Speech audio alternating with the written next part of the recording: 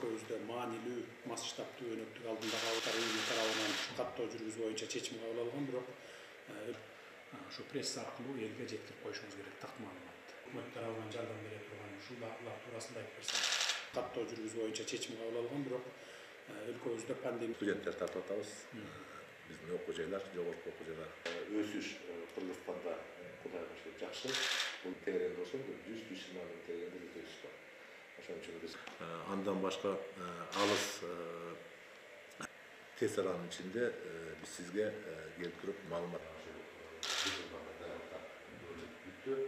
где-то 1% алат, аларды маселе болбойт. Аларды бүт өткөрүп алдык, 28 миң кишини окуттук. Өзүңүздөр билгендей, октябрь айында кабинеттер Министрлик кабинетинин токтому чыккан 228 номер менен Кыргыз Республикасында эл турак жай каттоо өткөрүү боюнча анын конкреттүү күнү 25 марттан 3 апрелге чейин өтөт 10 күндө. Биздин урматтуу кыргызстандыктарга кайрылып кетип атабыз. Ушул 3 айдан бери биз бардык ошол элдерибизге жеткиргенге аракет кылып атабыз. Андан башка өзүңүздөр билесиздер, биз 28 миң тегерегинде ошол эл каттоого өнөктүгүнө специалисттерди тарттык. Ушулардын баарына түшүнүү менен кабыл алып, бизде азыр ар кандай бизге байланышка чыгып атышат коркуулар бар экен. Ушул кандай кишилер кирип келет, биздин үйүбүзгө коркунучу болбойбу деп мен азыр ошо так айтып кетет элем. Ар бир биздин каттоочуда, ар бир каттоочунун төшүндө күбөлүктөр болот. Күбөлүктө ошол жерде мөөрлөр бар. Ошол жергиликтүү бийликтин мөөрү, андан башка биздин улуттук статистика комитетинин райондордогу жана областтагы өкүлчүлүктөрдүн мөөрлөрү басылган код менен.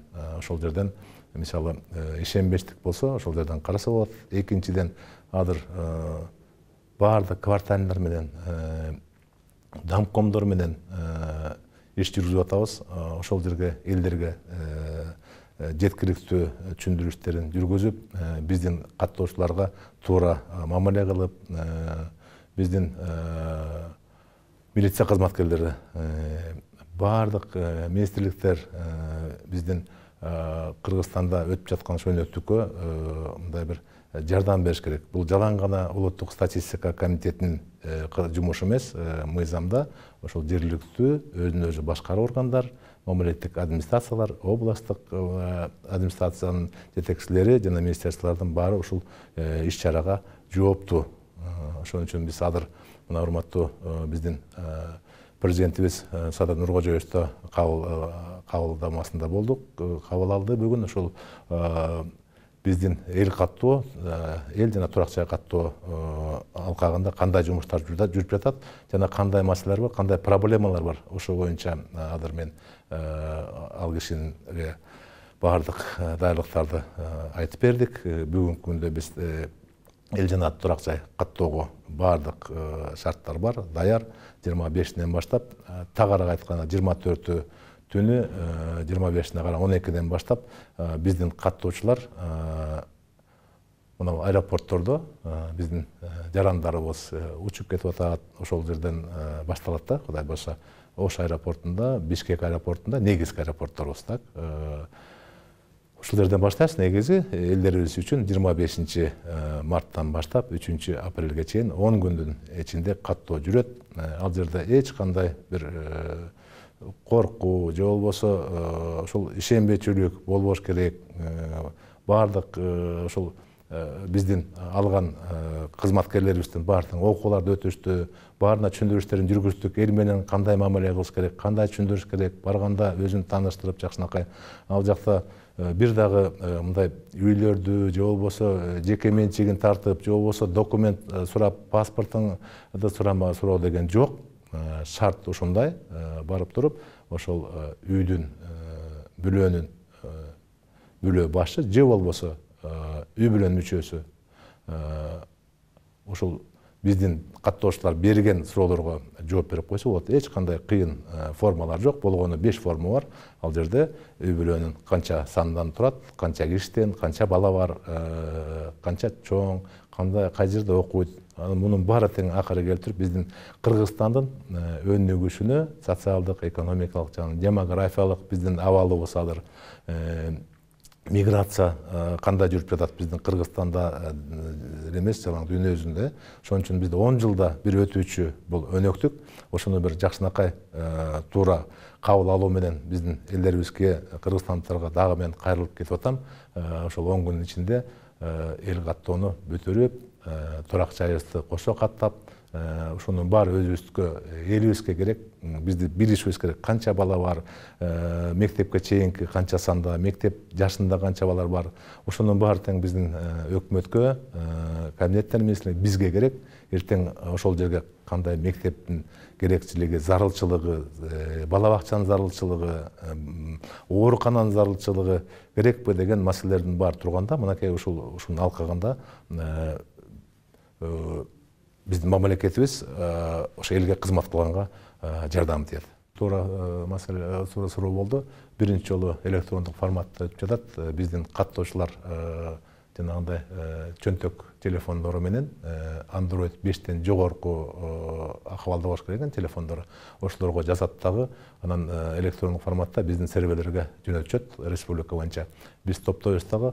Мунун бир жакшы жери баягы көпкө чейин элдин убактын албайбыз. Экинчиден санаганда дагы биз 2-3 күнүн ичинде мындай болжолдуу маалыматты бере алабыз.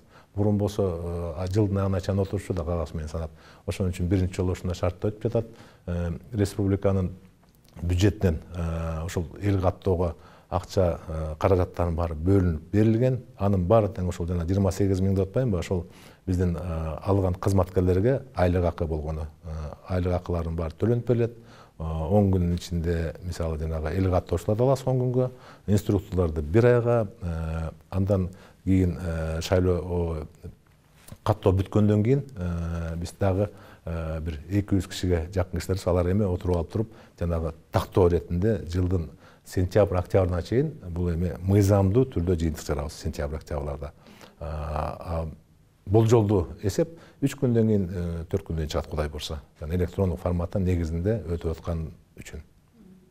Кыргызстан боюнча бүт аймактар тартылды да буга?